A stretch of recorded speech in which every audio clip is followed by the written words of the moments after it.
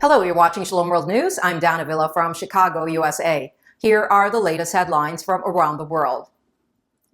Pope Francis reached out to individuals who battle drug addiction in a message delivered on Sunday to forensic toxicologists attending the 60th International Congress in Rome. The Holy Father expressed his concerns about the alarming rise in the use of narcotic drugs and psychotropic substances among teenagers and young people because it is now possible to purchase them online. He thanked the participants for their commitment, time, and energy dedicated to the prevention and fight against drug addiction. The Congress is taking place until August 31. The Nigerian National Human Rights Commission investigated and resolved 70.99% of the 2,314,440 complaints received in 2022. This information was revealed in its 2022 annual report. Complaints are divided into 5 categories of civil and political rights, economic, social, and cultural rights, women and children, vulnerable groups, and emerging human rights. Rivers State received the maximum number of complaints, followed by Kaduna and Delta states. The Abuja Metropolitan Office and Osun State both received less than 10,000 complaints, with Osun State coming in place with 7,243 complaints. In the Vitagliano versus County of Westchester lawsuit, 14 states and numerous pro-life organizations urged the U.S. Supreme Court to strike down rules that limit pro-lifers' freedom of speech close to abortion facilities across the nation.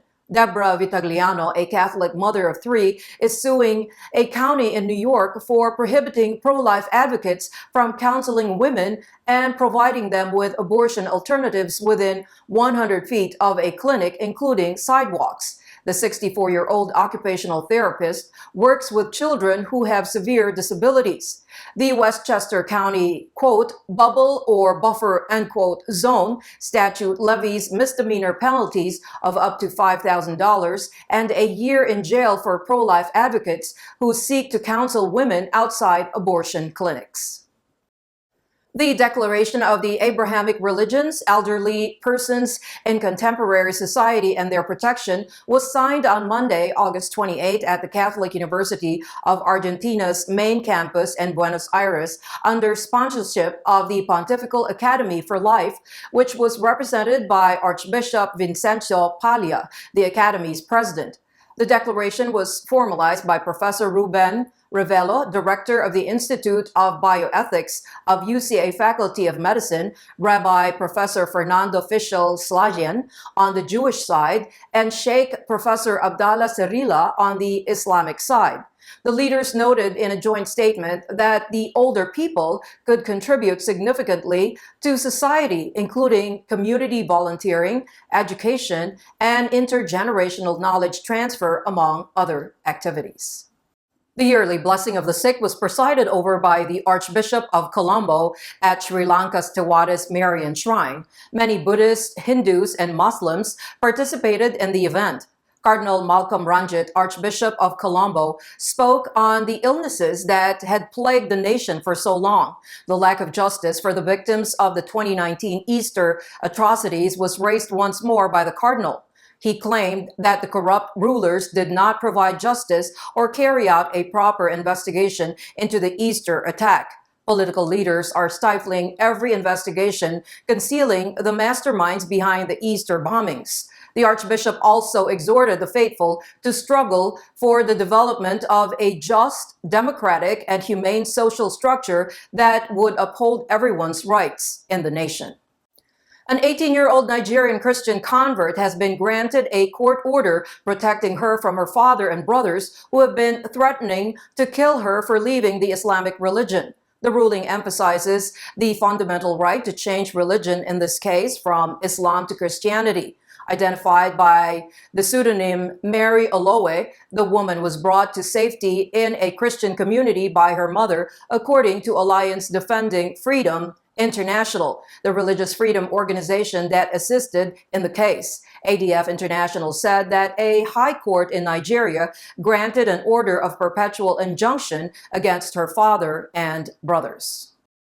In response to concerns voiced by the U.S. ambassador to Ghana, Christian leaders in the West African nation stated that Ghana's promotion of proper human sexual rights and Ghanaian family values bill is not discriminatory.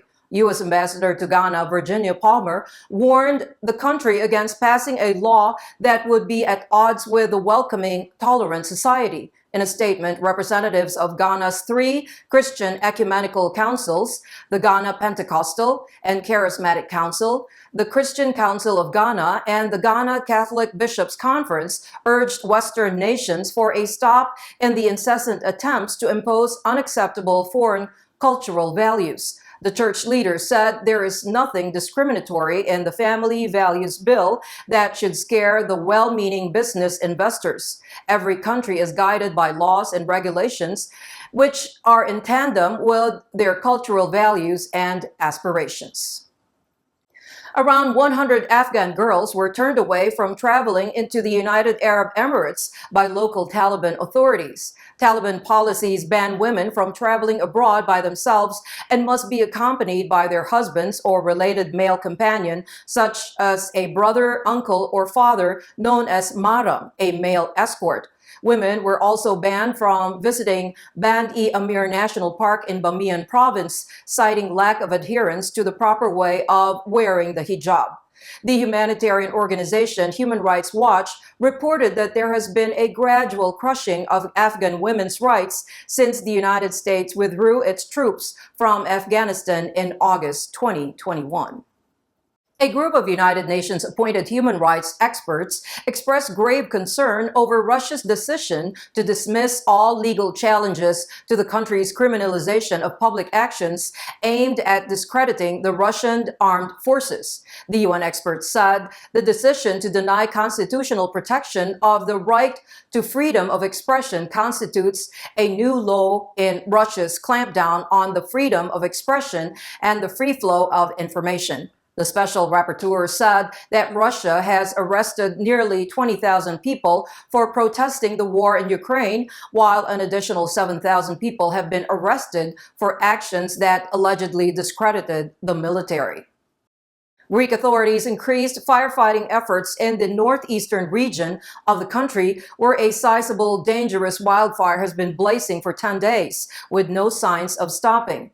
20 of the 21 deaths caused by wildfires in Greece last week have been attributed to the fire in the Alexandroupolis and Evoros regions close to the Turkish border. The fire department said 474 firefighters backed by 100 vehicles, 7 planes, and 2 helicopters were battling the flames. Multiple European nations contributed reinforcements to the army.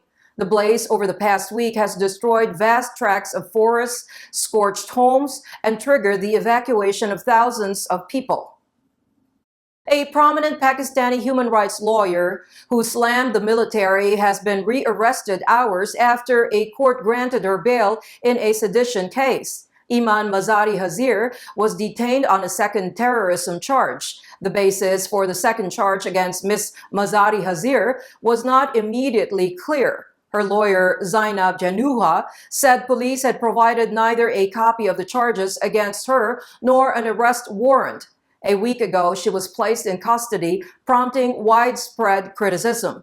Analysts say the crackdown has increased after military installations were attacked in May by crowds protesting the arrest of former Prime Minister Imran Khan. The U.S. government has imposed financial and property sanctions on 6 individuals, including senior Rwanda military commander Brigadier General Andrew Niambumba, for their roles in the backing abusive armed groups in the Eastern Democratic Republic of Congo. The Rwanda-backed M23 offensive in eastern Congo since early 2022 has resulted in civilian deaths, humanitarian suffering, and the displacement of more than 1 million people.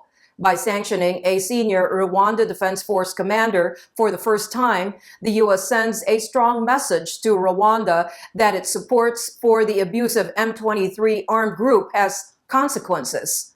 while the U.S. sanctions raise the costs to the individuals supporting abusive armed groups. Further sanctions against senior leaders and officials are needed to end the Rwandan support to the M23.